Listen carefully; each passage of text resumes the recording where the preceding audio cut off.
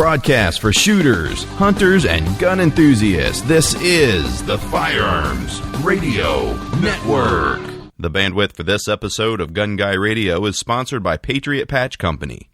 PatriotPatch.co.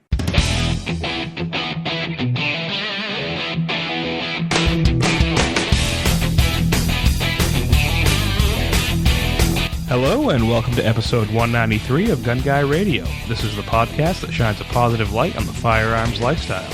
I'm your host, Ryan Bachad, and this is your weekly dose of positive firearms talk without the politics. This week, I'm joined by Weirdbeard, TJ, and Nathaniel F. to discuss our top 3 dream rifle choices. So as always, please consider supporting the Firearms Radio Network by shopping Amazon using our Amazon affiliate link at firearmsradio.tv/Amazon. A portion of your purchase will go towards helping the FRN create awesome pro-gun content like this show. Also, please check out the Patriot Patch Company and their current patches available for pre-order, the Hello, My Name Is, and the new t-shirt pre-orders. Check them out at patriotpatch.co.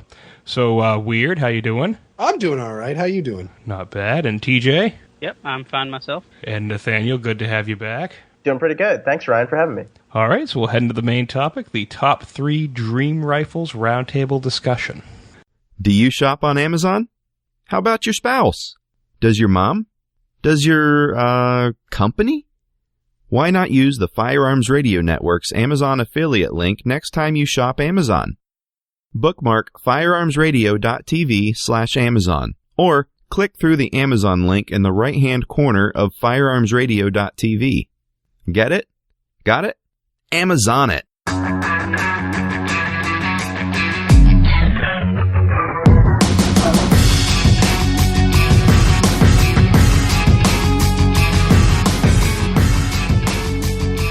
So every once in a while, we start to talk about what kind of topics we want to do for the show. And so I texted TJ and I was like, what do you think we should do? We were throwing around a few different topics.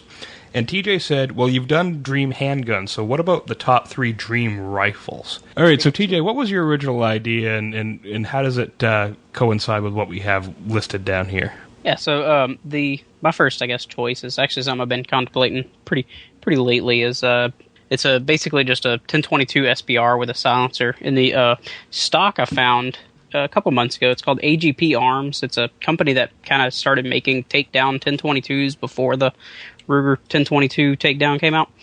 And they have a stock that you can buy that was supposed to be used with their takedown, but you can buy it separately without the takedown kit.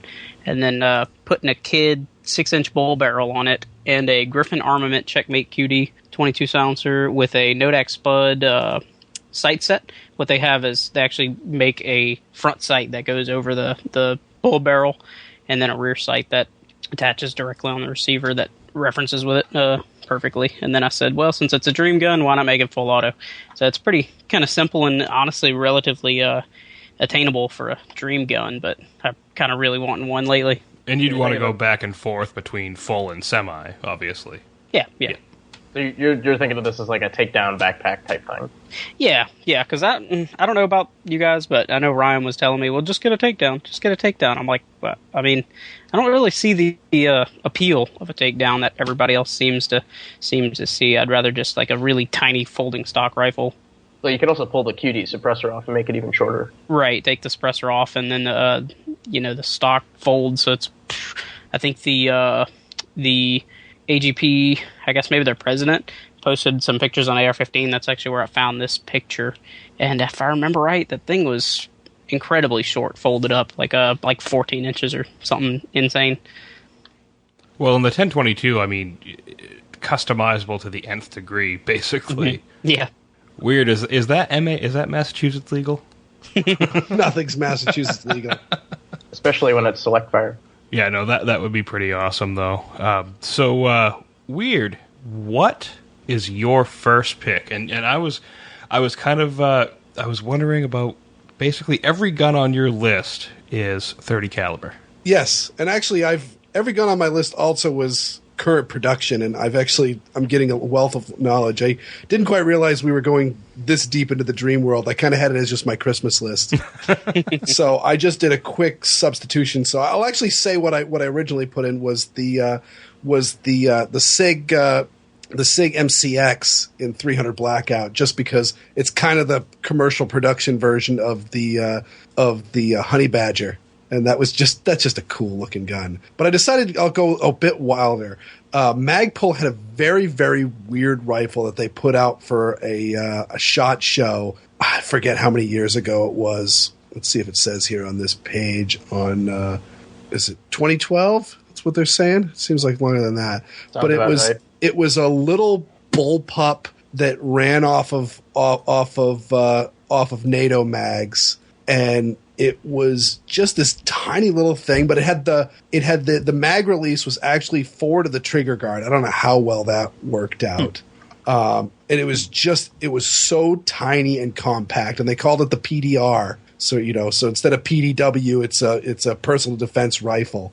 Looks like a P90 that shoots 5.56. Exactly, it's pretty much that size. I mean, but the magazine's up underneath like a standard bullpup sort of idea. And I don't like bullpups, but man, this one was really was enough to kind of change my mind.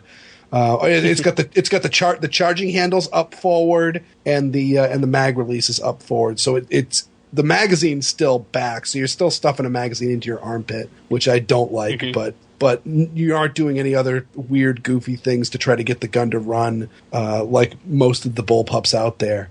And at first I was like, oh man, that'd be really cool if they had a civilian version of it. And I forget how long I had to make it, but I started looking, and even if you put a 16-inch barrel on this gun, it would still be under the minimum length for a non-NFA rifle. And so you had to put something like a 26-inch barrel on the thing before it was actually the maximum length, because it's just so tiny. But yeah, they never. I don't even know if they made a firing version of it. I think it was all just a mock-up pre-production gun. But I just thought, put one of these in 300 Blackout and thread a can onto the end of it, and oh my goodness, wouldn't that be fun? I think that'd be a pretty fun rifle. They actually had another version of it that was the PDRD, which had like a conventional vertical foregrip. The C has a P90 style sort of swept vertical foregrip. So I like that one actually because it's the tiniest one. Yeah. Now, this says it was unveiled in 2006 for your reference. I'm pretty sure this one is in Battlefield 4 too. Well, that's good to know. Yeah. I'm always curious with the whole. There's also a gazillion airsoft replicas for it. Uh-huh. Oh yeah, Airsoft seemed to take over all of Magpul's designs, the theorized weapons. I guess I was always curious the history of that. Whatever happened, I guess Magpul just kind of had some lofty goals and just never saw them through or something.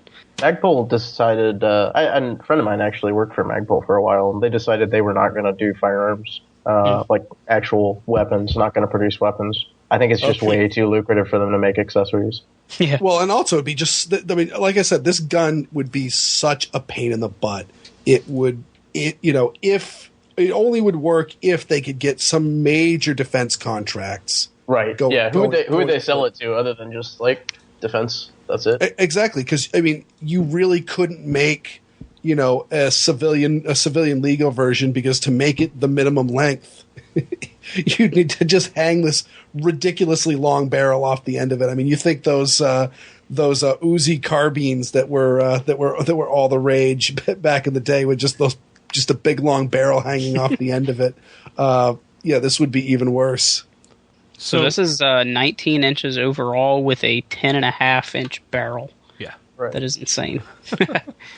So my first choice here is basically an AR-7 survival rifle redesign in 9mm or 10mm. Now, my first thought was maybe 10mm, so you could do interchangeable barrels, perhaps, and have different calibers like 357 SIG or 40. And also threaded for suppressor with sights high enough to clear, rear peep sight with a front blade, black finish, rail for mounting optics. You still can stow in the buttstock, and then also Weirdbeard wanted to add the accessory lug version of it as well. And for those not in on the joke, the little thing on the underside of my Mossberg 590, at least when I bought the shotgun, is an accessory lug. But unfortunately, the only accessory that they make for that lug are big knives. So, do you think this design, Nathaniel, Weird, TJ, do you think potentially you could use maybe Glock magazines for the redesign? You could probably use whatever magazines you wanted. The Glock magazines would probably be a pretty good choice, but the big things you would end up with is you probably would not be able to use the lined barrel with 10 millimeter. I think the pressure, the original AR-7, for those who are not familiar, it has an aluminum barrel with a steel liner, and that works just great for 22. But 10 millimeter might be a little bit too high pressure. 9 millimeter, if you wanted to rate it for plus P, that sort of thing, might be a little bit too high pressure for that to work as well as it otherwise would. And the other thing is that this is just a blowback gun, so it's going to be a lot bigger than the 22 version because you've got more bolt thrust with both of those calibers, especially the 10 millimeter. Right. It would definitely be a pretty significant redesign, but I just think it would be a good idea. In terms of having everything like sort of take down and go into the stock, I think that is a good idea. Yeah. Well, especially I'd love to see, just as a general rule, more carbines in 10 millimeter, because really you think about it, especially if you did some like cooking or a major, hand loading, or a major ammo company getting down on it, made like a little bit of a slower burning powder to take better advantage of the longer barrel. 10 millimeter really starts getting into that like intermediate rifle cartridge realm. I think at the muzzle, yeah. I think what you're going to run into if you start doing 10 millimeter carbines is you're going to find that the bullets drop like a rock because they're not very aerodynamic. And so you get into 10 millimeter rifles and you're going to find that the rifles got more mechanical accuracy and got more usefulness out to longer ranges than the actual cartridges, which doesn't mean it would be a bad combo. It's just like that's where you would find the limitation. I think me and Weird are kind of prejudiced by the fact that up here in Maine, I don't know, Weird, correct me if I'm wrong, but rarely, if ever, would you get a shot beyond maybe 250 yards at most. Yeah, no, I mean, the only places where you would are man-made, shooting across the potato field or something like that, right. Up in northern Maine. I think most people are not going to be shooting at very long distances, and so I think it would be a good idea, but you would find that limitation. Right. Whereas it feels very flat shooting out of a handgun. But once you start putting that in a rifle platform that is capable of mechanically, working out to longer ranges, you start going, this. It's unfortunate that 9x25 Dillon isn't more popular in terms of a handgun cartridge, because out of a carbine, I think that would be a hell of a round. Well, especially since you could, again, that right there, you're shooting that round, you're hand loading. Right. So you could probably even try to figure out like some slower burning powders and things like that to get a little bit more muzzle velocity out of it, even more so using the extra barrel. Well, and you use the 9mm bullets, like Nathaniel mentioned, 40 Smith & Wesson bullets generally aren't as aerodynamic as a 9, and if you could use some sort of a 9mm bullet out of that, definitely more aerodynamic than that. Especially if you got like a 115 with a point. Right. So Nathaniel, your first one, I believe, is influenced by Weirdbeard, because I did mention to you that he was an FAL fan. So I have a huge long list of Grail guns. I could just myself go on about everything that I want in history, but one of the ones that I actually would legitimately try to get, and DSA made a clone of it a while back, is a T-48 FAL. So for those who are unfamiliar, you have the FAL, which is the Belgian Fusil Automatique Légère, which is the 7.62 millimeter battle rifle of the 50s, right arm of the free world. And in the 1950s, the U.S. came very, very close to adopting this gun, to the point where it had a test designation, T-48. And they made over 3,000 of these guns in the United States. FN had actually given the U.S. license to produce FALs for no fee whatsoever at any of their installations anywhere in the world, because they thought if the U.S. adopts it, everyone else will. And so that was kind of a canny move on their part. And the T-48s are pretty similar to the Canadian C1 variant, the original Canadian C1 variant that has stripper clip guides. It's got a square trigger guard instead of the C1's round trigger guard. It's got some other early features. It's kind of an interesting piece of history because it really came very close in 1953 to being adopted by the United States. And also the sand cuts on FALs that you hear about, being added to the design to help improve resistance to sand and that sort of thing. Those are actually developed for the T-48 at Springfield Armory, which is a pretty cool little factoid. So that's actually the T-48's design sort of had influence on the rest of the FAL family. Now, there's none of them on the registry, so far as I know. They're all in, like, a warehouse somewhere. They still exist. But, man, if I could own one, that'd be pretty rad. Ugh, that story, every time I hear just of the whole adoption of the new battle rifle after the M1 Garand and how the U.S. was kind of supposed to have the FAL, but no, went with the M14, it just makes me sad. It got to the point where there was an Arctic test coming up, and the T-44, which became the M14 later, failed the previous test. It was used only as a control, and they said, okay, we're just going to use this rifle as a control rifle. We're pretty sure we're going to adopt the T-48 FAL.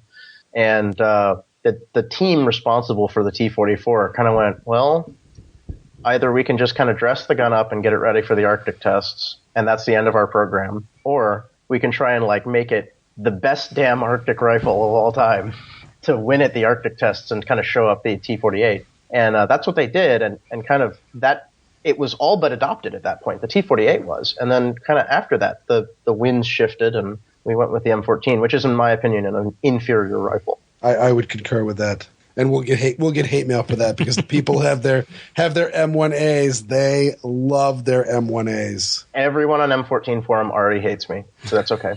But yeah, I'm just so when I decided that I wanted to get myself a battle rifle, it boiled down to, because I live in Massachusetts, so I needed something where I could get GI surplus magazines. And so it was the FAL and the M4 M1A. And the M1A was ahead in my mind, because the first FAL I ever shot was a Israeli heavy barrel. Yeah. And I picked the thing up, and I just went, God, just this thing is a porker. No, I don't want this gun. I want something light and handy. Mm-hmm. And then actually, at one point I went to, it was DS Arms at one. I think it was the first NRA show that I went to in Charlotte. Had a bunch of FALs on their list, but they had I don't know what they put some sort of coat. They all had like funky finishes on them. And I think whatever they had put on, whether it was a Duracoat or something like that, they'd put on too thick, so the magazines all fit like really, really tight, and so just the gun was just very clunky in my hands as far as operating the controls. I picked it up and goes, oh, they do make really, really light ones. And that same year, I picked up one of the SOCOM 16s and went, geez, for such a small gun, this is really heavy. It's interesting that you mentioned the weight, because it had kind of like a sub variant, or not variant of the T-48, but an FAL, and that I really do fancy. And if I ever get the chance to own one and I have the money, I'm definitely getting. This is an actual rifle that I could actually get that's out there. And is the G series grandfathered in FALs that FN made? Those are sear cut FALs, so they have everything in there needed for fully automatic function except the auto sear. And the ATF said, those are okay. We're going to grandfather those in. Don't import anymore. And I would really love to have one of those. My co-writer on the blog, Alex C., has got one. These are like $5,000 FALs. They're one of the rarest variations. They made 1,848 of them that they imported. And I was really shocked. I went over to his place he has an extensive gun collection, and I wanted to weigh all of the guns to compare what their loaded weights were and their unloaded weights and all this other stuff. And I couldn't believe this, but a GI M1A with GI profile barrel, literally surplus GI stock, is lighter or is heavier than that G series FAL with the bipod on it. How much does the FAL weigh? Do you remember? The FAL was something like 9.4 pounds. Mm-hmm. Off the top of my head, and then the M14 the M1A was a little bit heavier than that, and that didn't even have the auto connector on it that the M14 has, because it was just an M1A. Yeah, so a little lighter than GI configuration, slightly. Yeah, but no, I just it didn't take long before after I had a couple of weird FAL experiences that kind of made me think they were all like that, and then. Eventually, I wanted to do actually it was a gun shop in Massachusetts New Hampshire, where I bought my FAL. I picked one up and just went, geez, actually this handle's really, really nice. It's not all tarted up or silly or has a heavy barrel on it, and just went, I really like this gun, and I've felt that way ever since. Yeah, absolutely. And so I hand that to you. Next time you get into an argument with an M1A fanboy, you can go, hey man, even a full-size FAL with a bipod on it's lighter than an M1A, and they'll go, no, it's not. And it's like, well, no, yeah, it is. Or I could just send the picture of Ian and Carl shooting it in the desert with the sand. Just go, my God, that was get great. a little sand under the op rod, and that's the end of your story. So, TJ, this next one I am really curious about, because you and I have just been kind of talking back and forth for the better part of a year about like your favorite carbine or what you would want to have, and this is a pretty interesting design. I think you kind of came up with, right?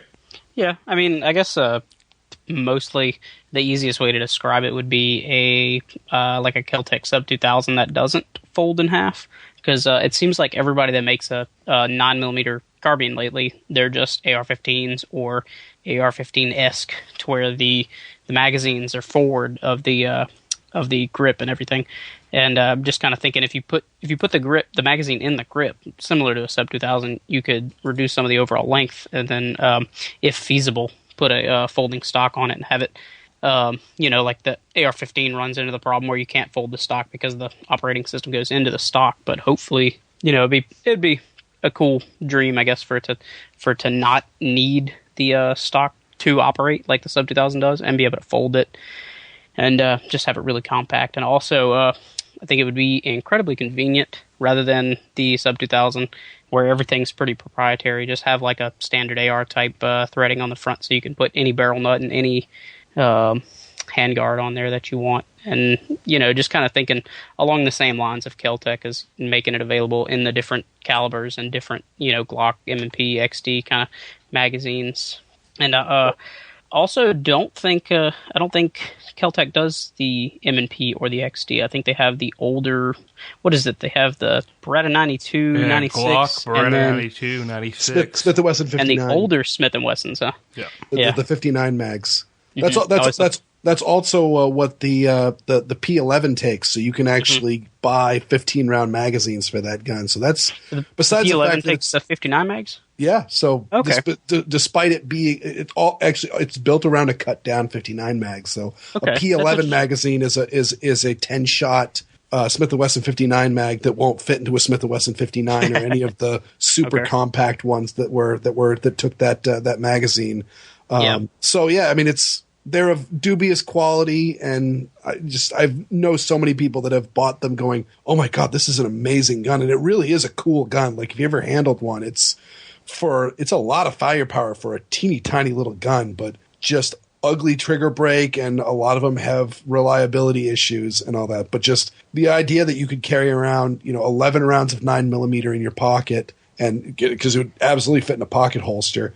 11 rounds of that, and then you could have, however many 15-round magazines, carried about your body for reloads, and that's you're starting to talk about like full-size gun capabilities there. And that's the P11. That's not the Sub 2000. No, yeah, that's the P11. Yeah, the Sub 2000 just works off of all of those magazines. We just thought I'd bring up the 59 just because that's in there.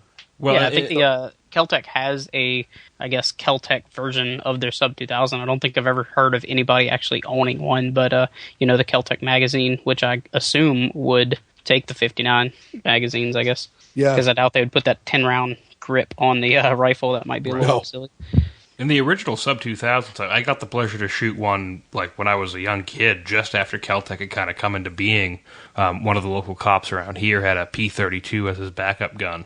And he also had a Sub 2000 in 9mm using Glock magazines. Mm-hmm. And the thing, it was really accurate. It was funny because I was a young kid, and I'm looking at like the stock, and it's got this tubular stock, and the charging handle goes into that of the tubular stock. So it was kind of like with the MP40 and the Sten, where you'd pull the bolt back and lock it into a notch. Yeah. Yeah, now I know my first and only experience with the actual Sub 2000 is I picked up one of their Gen 2s at the NRA show, and I was having the hardest time getting that bolt back. It was really heavy. Yeah. Now this concept you have here, how did you actually build the picture that's in the show notes?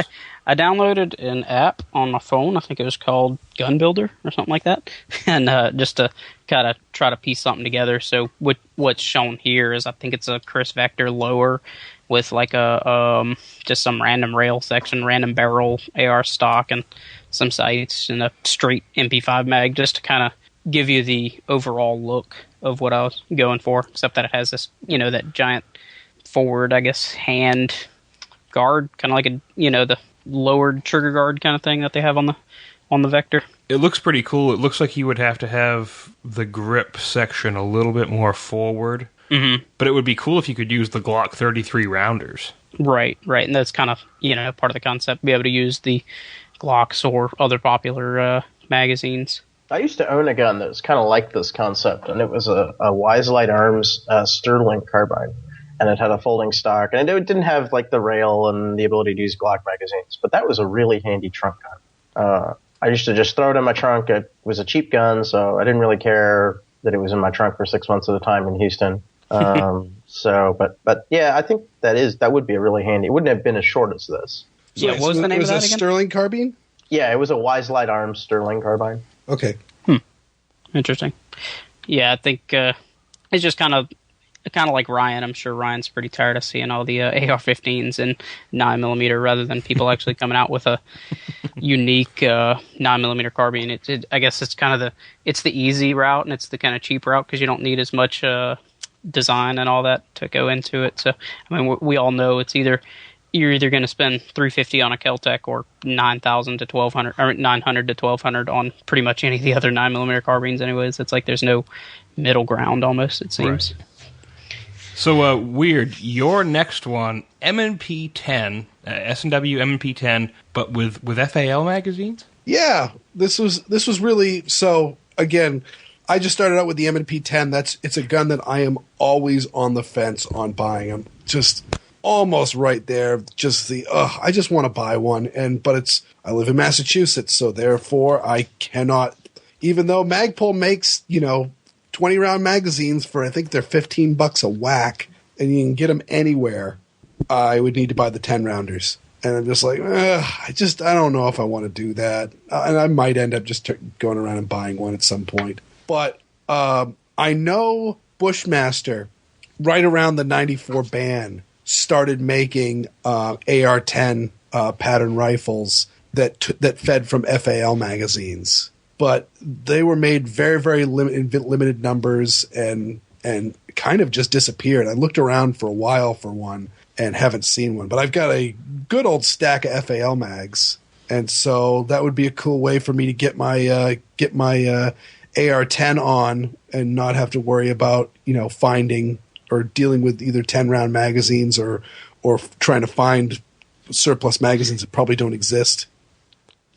Okay, how about this weird? The MGI Hydra concept, but in a 308, where you could swap out that little lower section to be able to use the AR-10 magazines or different styles. Yeah, that'd be interesting. But yeah, but also on top of that is the Smith & Wesson's also really light and just nice, and it's got fully ambidextrous controls, and it's got just the rail all over the place, because the FAL is a really, really good gun if you like it how it came out of the box. You can accessorize them, but like if you wanted to put an optic on it, you need to get a railed dust cover, and I like to take the dust cover off when I'm cleaning out the action of the gun and things like that. And I don't trust that. I'm sure it holds a 0 well, but I don't trust that. It's just really not built, because it's a gun from the 1950s. It's not built for these hanging all these cool accessories, but I want to hang some accessories. I'd like to get a gun with a red dot on it and one of those Magpul little pie wedge foregrips. Those are cool things. And so yeah, that would be my accessorizing gun. Now, I think didn't Rock River make an AR-10 using FAL mags? They may have. I know Bushmaster is the one that I know specifically, that I know that they made those, and I haven't actually seen one in the flesh, but I've definitely seen like listings of them on sites and all that. I haven't really tracked down, but I'm sure a few people did make them, because again, when the 94 ban came along, there were FAL mags for days. Mm-hmm. And obviously since was it DPMS, I think might have made them, or they may have. I'm not sure, but there was a few companies, just because there were so many surplus FAL mags out there, just because every NATO nation except for the United States used them. so you could get pre-band magazines for dirt cheap. So, and they're made of steel, so they held up very well.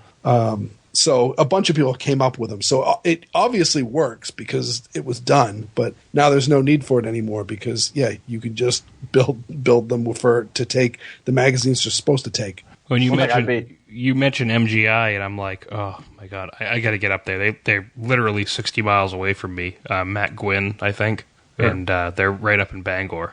But Ryan, ARs are boring. Well, not his. I like to remind Ryan of that quote he sent me that one day. ARs are boring. Yes. So in order to counteract that quote, here's my next pick on my dream rifle. A retro Colt 601 or 602 build using Nodak Spud retro lowers and uppers. So a slick side receiver with no forward assist. Standard charging handle. I don't want the hook type that goes into the carrying handle on the top. Top side carry handle, no flat top. Triangle handguard and the 3-prong muzzle device, whatever it's called, because I am not an AR-15 expert. So I now ask, Nathaniel, is what I want accurate? So are you looking for something that just has like the features you want, or are you looking for something that is accurate to a specific model? Features I want, kind of like the Vietnam AR-15 or M16 that everybody saw, without a forward assist.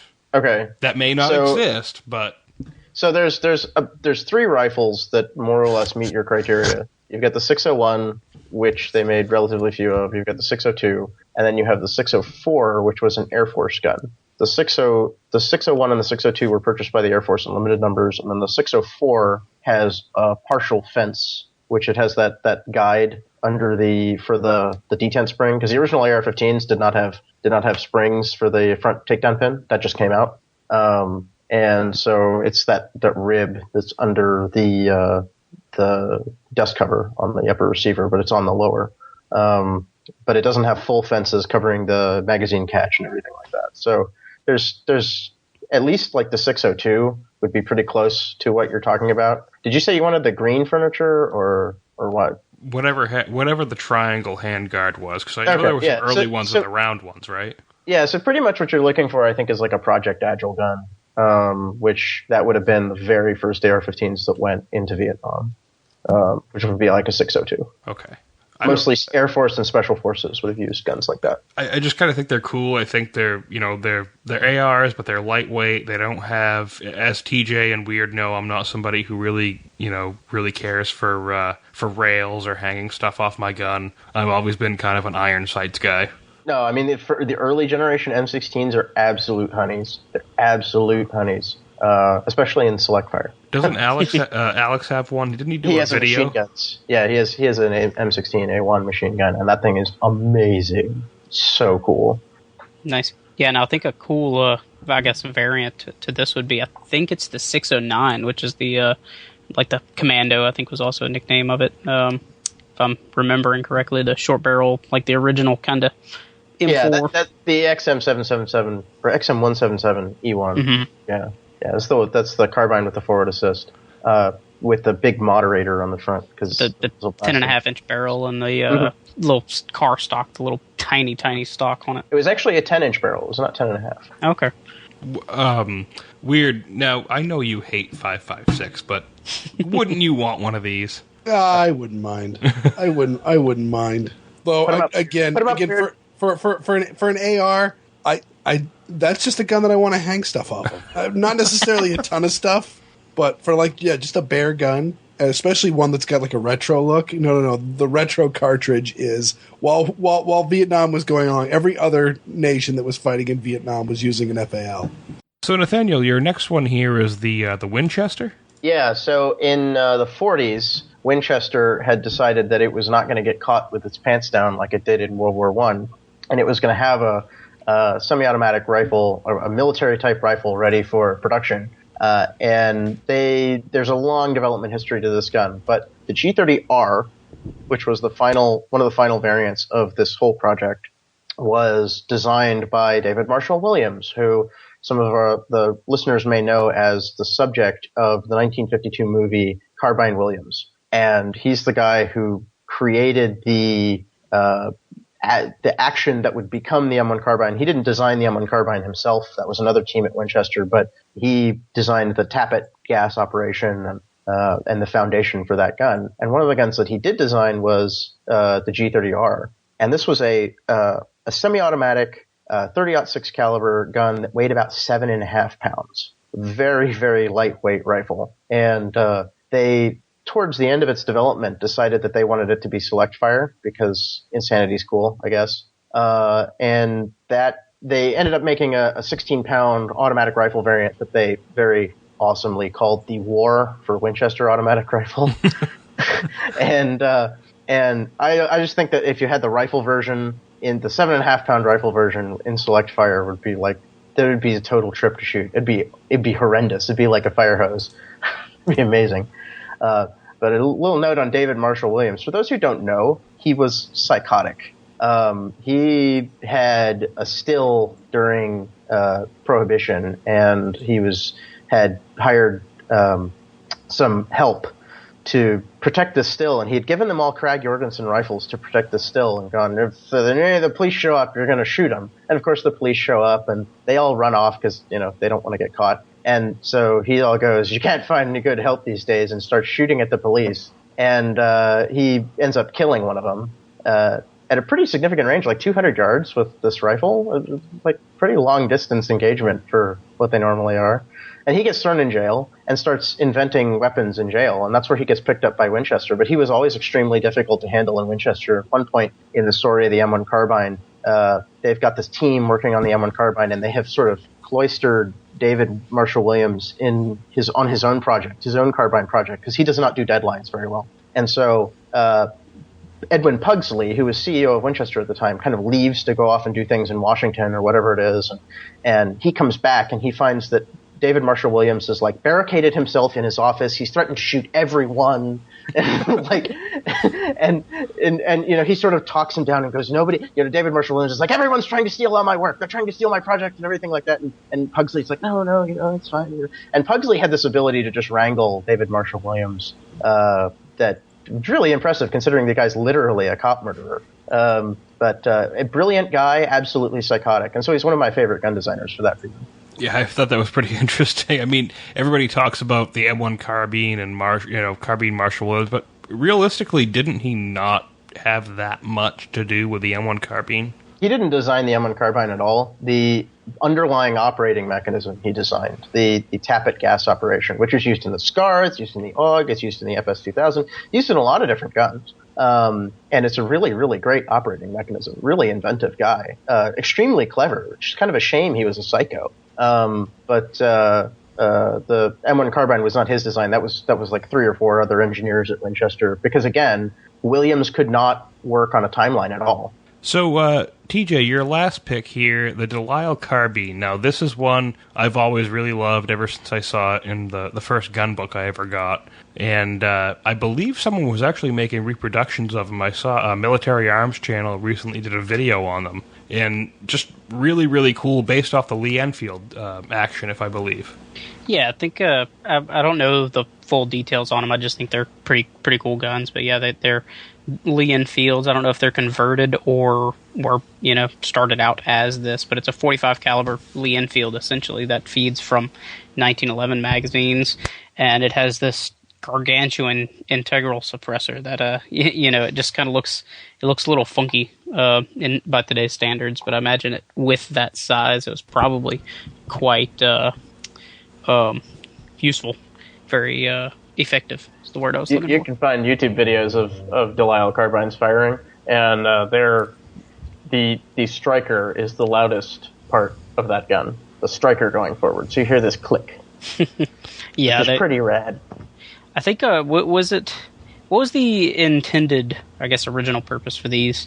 Was it I'm not that familiar with their history, but I think they were definitely like an OSS type weapon. Mm-hmm. Whether that was who exactly used them, again, I'm not that up on the history specifically of the Delisle carbine, but that's what they were intended to do.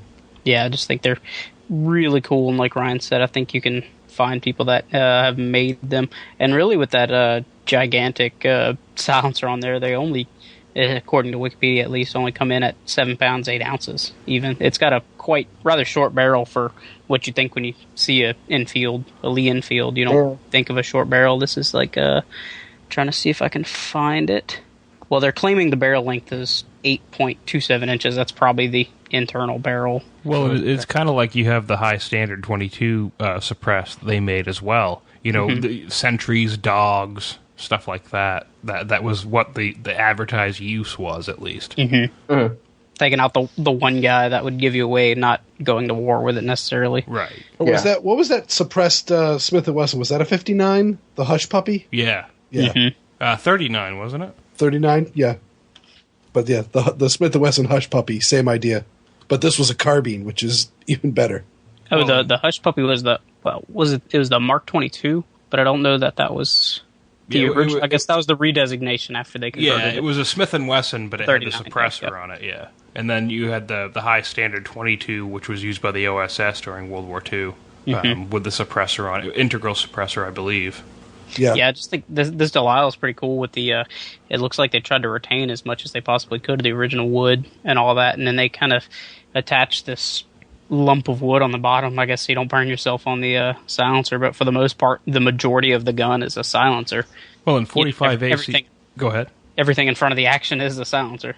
Well, in 45 ACP is generally subsonic anyway, right? Especially at that time period, the 230 caliber, the 230 grain was the grain for 45, so I imagine it couldn't be going terribly fast, so it's probably pretty awesome out of this thing.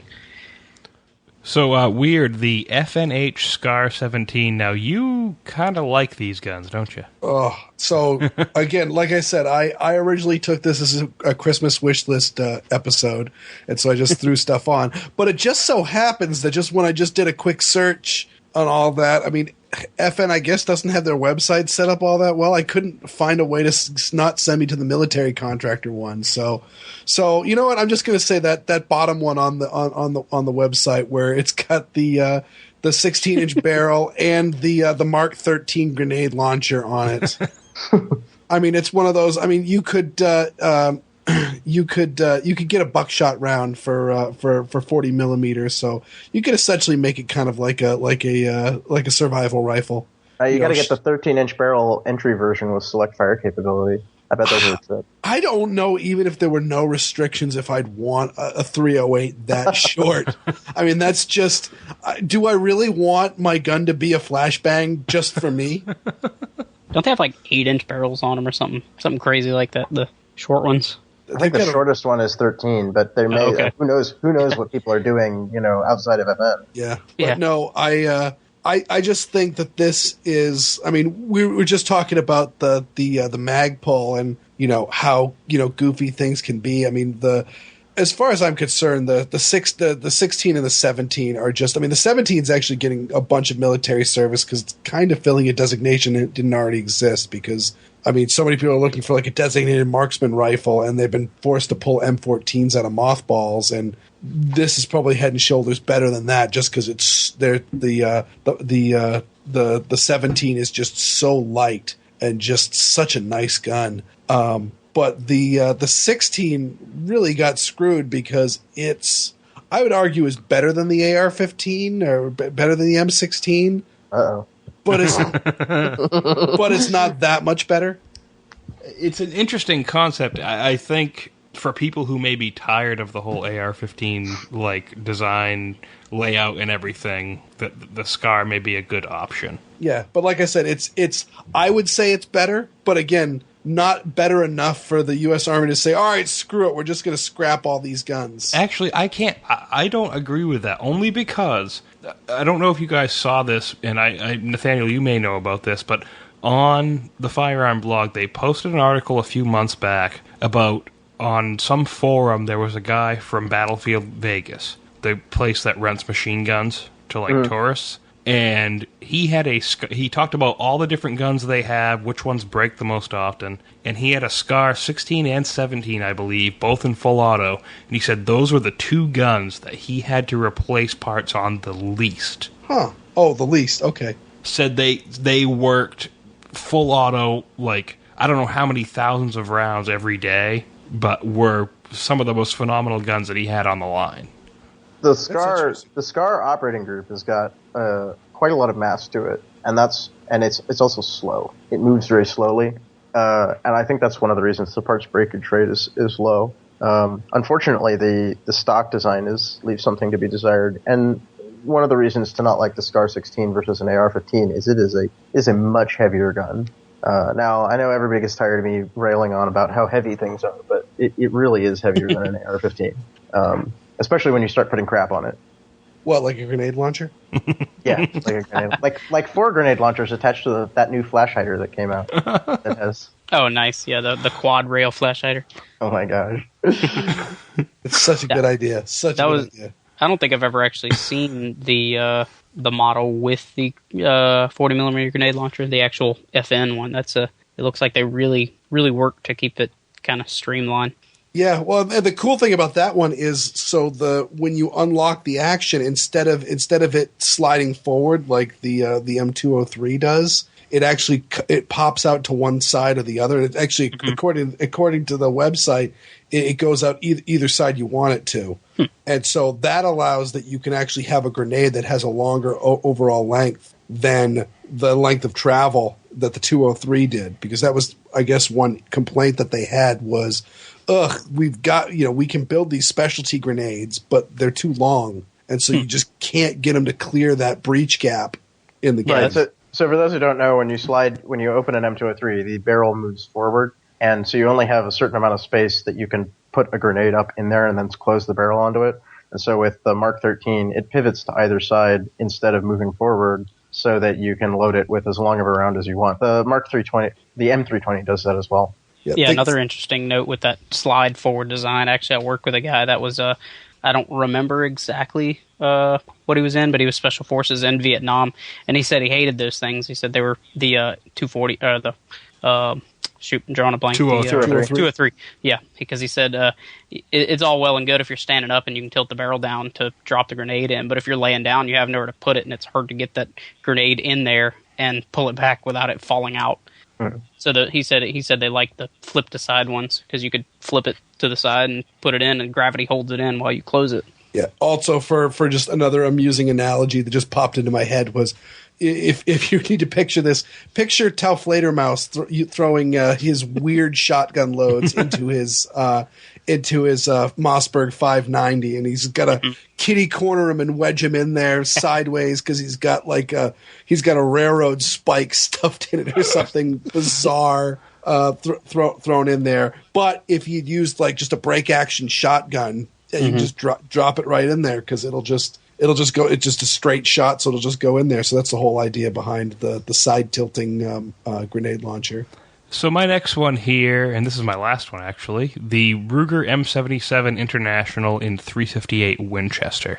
So it's a full-length Mannlicher style stock, stainless steel finish, and I know, Nathaniel, you hate that. Chambered in, I just think it's ugly. Chambered in 358 Winchester, nicely figured wood, and a rail on top for optics, but it's mainly going to be an iron sight gun, maybe with express sights. Nathaniel suggested that earlier. So why would you go with the Mannlicher stock? I just like the look of it. Well, that's your opinion. And I actually did look up on a forum. People were talking about what are the advantages of the Mannlicher style stock. And one person says the full-length stock sporters originated in Europe where hunting is done in mountains and woods. Lightweight guns are good as they are anywhere, but the full stock probably protected them from the rocks and trees that are often encountered on the drives that are common there. Yeah, that's one of the nice things. One of the nice things about that is if you made it so that it was free floated, you would be able to rest your barrel to shoot on a bunch of different kinds of material, rocks or whatever they are, and then your barrel would not be directly contacting them, so you wouldn't get a little bit of sonic interference there. In 358 Winchester, I like the round. It's a 308 necked up to 35 caliber. You can get bullet weights anywhere from 180 to 250 grains, and we'll say the 200 grain bullet, you can drive that at 2,500 feet per second for around 2,776 foot-pounds of energy. Now, I have a soft spot for 9mm rifle cartridges, like the 35 Remington, things like that. What was that, TJ? Do they make the International in stainless? or that's just kind of on you would like it that way? That's the way I like it, but I do think they've made it in stainless. Okay. Yeah, I like stainless. Honestly, I think the combo of stainless and wood looked pretty good. I just think on the, that Monliger style stock, I think it would look a little weird being... I think they did it once. It was a Lipsy's exclusive. Because there is one on here that is stainless in the international stock. Lipsy's Ruger RSI International. Okay, nice. Yeah, they're actually right down the road from me, basically. So, wrap up here. Nathaniel, your last one is kind of a dream rifle, not anything that's currently in production. Yeah, so this isn't really something that I personally would want to own, but it's a gap in the market that I wish existed. Basically, it's an M1 carbine. The problem is that M1 carbines are like they've all kind of, the surplus of them has all kind of dried up, and now they go for $1,100, $1,300, and you get something where the handguards rattle and all this other stuff. I've had a lot of, especially women, ask me, and people in band states or who are worried about having something that's too tactical, ask me like, what would you recommend for me for like home defense? What I would recommend is something that's handy, a long gun, because I think long guns are a bit safer. Something that has lower recoil, but that still has good terminal effectiveness and that sort of thing. And normally I would just say get an AR-15 because ARs are great rifles for all that sort of thing. But if you live somewhere like Maryland or other places like that, or Massachusetts, you may not be able to buy a weapon like that. And so I kind of wish that there was something on the market that filled that role well, that was, 5 pounds or less kind of weight, under $900. And I think that's achievable realistically. I just don't think anyone has done it. 30 carbine's a pretty low pressure round, and it doesn't really, you don't need like a particularly strong lockup. So you could make a cheap mechanism. Actually, I'm sorry, go ahead. And then it's just a matter of like putting, a wood stock on it to make it look domestic, because wood is not evil. It just hit me one of Ryan's stream guns that I guess he didn't put on here would be like the Ruger M44, but basically just a chamber for 30 carbine and a different magazine. Yeah, I admit that the choice of 30 carbine is kind of personal. I just kind of want 30 carbine to make a comeback. Yeah. It could be 357, it could be whatever, right? The caliber is not that important. Come on, let's just go with the trend and say 10 millimeter. 10 millimeter. Am I remembering that right? The M44, was that the bolt action or the 1022 style 44 Magnum? That's what I'm thinking. That I know Ruger doesn't make it anymore. It was, I think, was it a straight blowback? I don't believe so. I think it was gas operated. It just looks like a 1022. It did look like a 1022. I forget what it was actually called. But Let's see. And there are guns that exist out there, like the Marlin Camp carbine and the Ruger Police carbine, that they don't really make anymore, that would like kind of fit this basic role, but and that were below $900. But nobody seems to be making anything like this. It's all AR-15s all the time, which is great if you don't live in a band state. Well, and they had the Ruger PC, and what was that, 9, 40, and 45, right? Right. Yeah. Mm-hmm. Yeah, that's what I just mentioned, the police carbine. Yeah. And then people are going to bring up like the Mini 14, but Mini 14s are not that cheap anymore. And 223 is a very loud round, especially out of like a 16-inch barrel. Especially if you're like inside a house, you're trying to do home defense, something like that. Something that's either pistol caliber, like 30 carbines, probably as big as I would go, would be a bit quieter. Now you still don't want to shoot it with ears off, but there is a big difference between the noise of a pistol caliber carbine and a 16-inch barreled AR-15 for sure. Well, it's kind of like Weird said, the flashbang effect. I mean, I felt how concussive a 223 underneath like a shooting lane or a shooting line where you have the cover. It'll bang the snow right off the top of the roof. Oh yeah, no, it's extremely loud. And the another thing to mention about Mini 14s is that they're if you're talking about like smaller people, my 110-pound sister or grandma or whatever it is, Mini 14s are still pretty big guns. Not a big deal for somebody like me. Not a big deal for those kind of people, but they're still pretty large. So.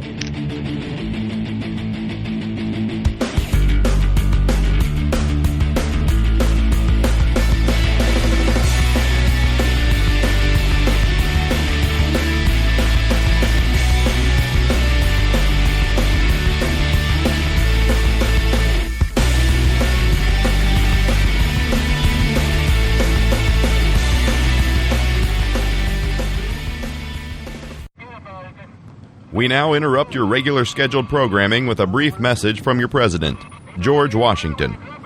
Gentlemen, you will permit me to put on my spectacles, for I have not only grown gray but almost blind in the service of my country. By an anonymous summons, an attempt has been made to convene you together to promote Patriot Patch Company's patriotic 4-pack of morale patches. These finely crafted, Velcro-backed PVC-injected patches feature 4 vintage designs: the Bennington flag, the Gadsden flag, the Gonzales flag, and the Confederate battle flag. I have thought it incumbent on me to observe to you these admirable patches available at patriotpatch.co. Had this day been wanting, the world had never seen the last stage of perfection to which human nature is capable of attaining. Pre-order yours with haste at patriotpatch.co. So I just want to thank you guys all for coming on the show. TJ, where can people find you? Yeah, I contribute to the Firearms Insider Gun and Gear Review podcast semi-regularly, every couple of weeks at least, and so you can find that on firearmsinsider.tv. Excellent. There'll be links to that in the show notes. And Weird, where can people find you? So my blog is weirdworld.com, and I'm also on the Squirrel Report podcast as well as the Gun Blog Variety Cast. Excellent. And Nathaniel, where can people find you? You can find me I'm a writer at thefirearmblog.com, and I also have my own blog that I update much less frequently called 196,800 Revolutions Per Minute. Say that 5 times fast. Excellent. There'll be links to that in the show notes, so I want to thank you all for coming on. I really appreciate it. Thanks for having us. Yep. Thank you, Ryan. Yeah, good times, man. Gun Guy Radio says thank you and proudly displays artwork and graphics designed by Ryan Cross of Hunter of Design. hunterofdesign.com. So that about wraps up this episode of Gun Guy Radio. Remember to subscribe to us on iTunes so that you never miss a show. And please leave us a review there as well, gunguyradio.com/iTunes. Please consider joining the NRA and the Second Amendment Foundation. There are links there in the show notes. And don't forget to check out the other shows on the Firearms Radio Network. Also, be sure to check out the Patriot Patch Company, started by FRN's own Jake Challand and Ryan Cross. Patriot Patch Company offers high-quality 3D PVC vinyl patches with Velcro backing that is sure to satisfy any taste. Be sure to check them out at www.patriotpatch.co. This is Ryan Machad, and I'll see you next week.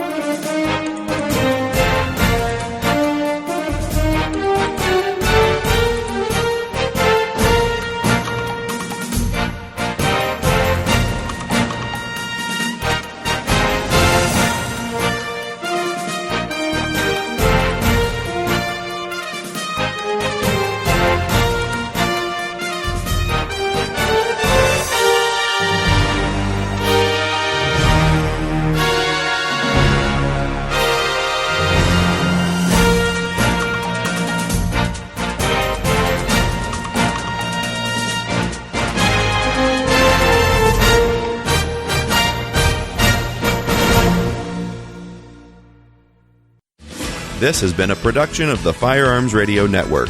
You can find more information at firearmsradio.tv. Hey, since you're already listening to a show on the Firearms Radio Network, then you should check out the God and Guns podcast. Troy and Doug talk about guns from a Christian perspective and, of course, God. GodandGunsPodcast.com/iTunes. Subscribe now.